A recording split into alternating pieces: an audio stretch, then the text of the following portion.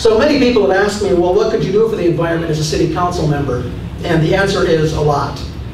One of the things I learned in Berkeley is that local land use decisions, that is the way in which we design our cities, determines how much transportation we need.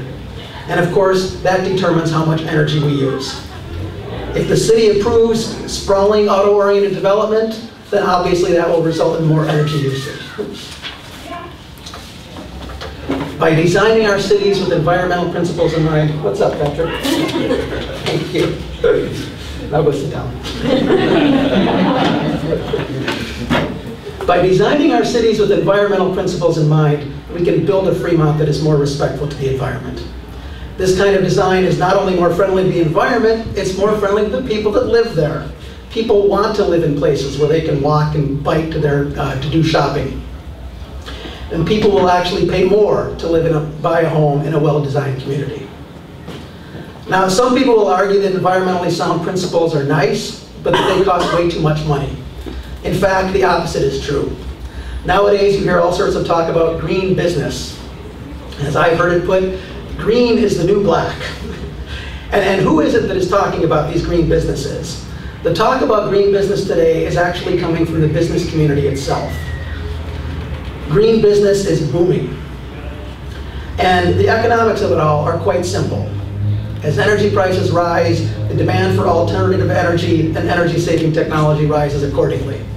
And of course, for those of you who've been to a gas pump lately, you know that energy prices have indeed gone up of late. As I mentioned, green business is booming, and Fremont needs to win some of this business for itself. That brings me to my next topic, which is jobs in the Fremont economy. As I mentioned before, we need a balance between housing, retail space, and jobs. In city planning, they often talk about the jobs, housing, and balance, which means simply if you have all the jobs over here and all the housing over here, that's not a good thing.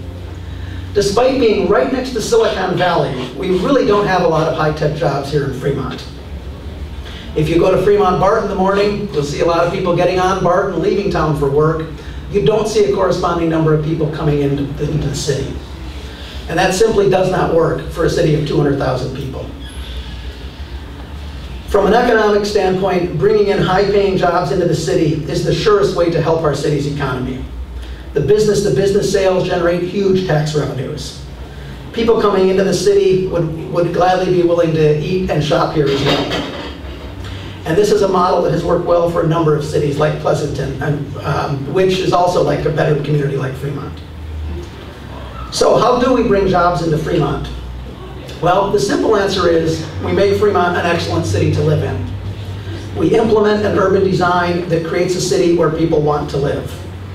If you can create such a city like Austin, Texas, or Palo Alto, employers will want to come because they know there will be a good pool of talent to choose from. The potential employers can tell their people, come work for us, and you get to live and work in the great city of Fremont. There are plenty of places where companies can relocate to today. If we don't give them something special, they won't be interested in Fremont. So next I want to talk a bit about my experience. As mentioned, I have college degrees in biology, city planning, and transportation engineering. I'm familiar with all sorts of terms like biological oxygen demand, FARs, DUs to the acre, and transportation mode split. When I worked as a transportation planner, I prepared environmental impact reports and other such documents for many cities and counties in the Bay Area, including a number in Fremont. I know how to look behind the nice-looking graphics and get to the underlying facts. I know the right questions to ask to discover the truth about how various proposals will really impact our city. As mentioned, in my current job, I'm a technical support manager. So what do? I hear complaints from our customers about our software. Sometimes these people are very unhappy. I have to listen to their concerns, I have to ask the right questions, find out what the exact source of the problem is, and then I have to work with others and find out what can be done to resolve their problems. This requires a lot of creativity and negotiation skills that have taken me years to develop. Well, to me, this sounds very similar to what a good city council person would do. You listen to the people in the community when they have complaints, even if they're very angry, you still listen them out. You make sure that you ask the right questions, find out exactly what the problems are. And then you be creative and you work with others in the city staff or others in the city and you do what you can to resolve their problems.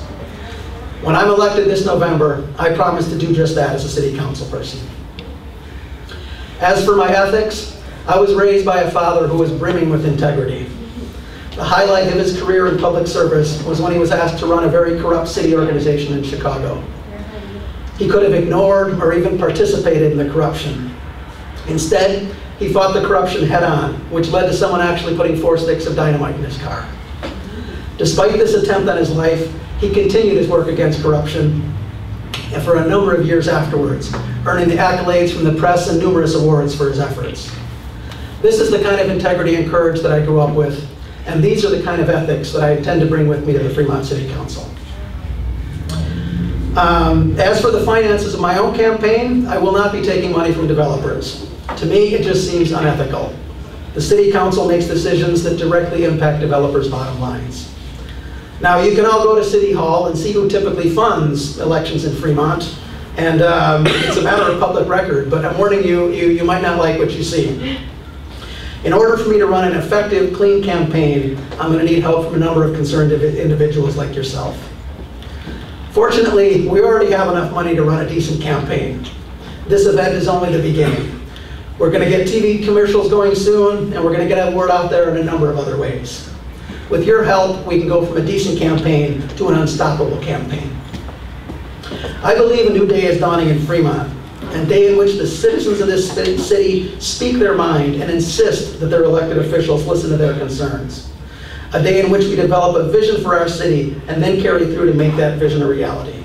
Please join me in that effort. Thank you.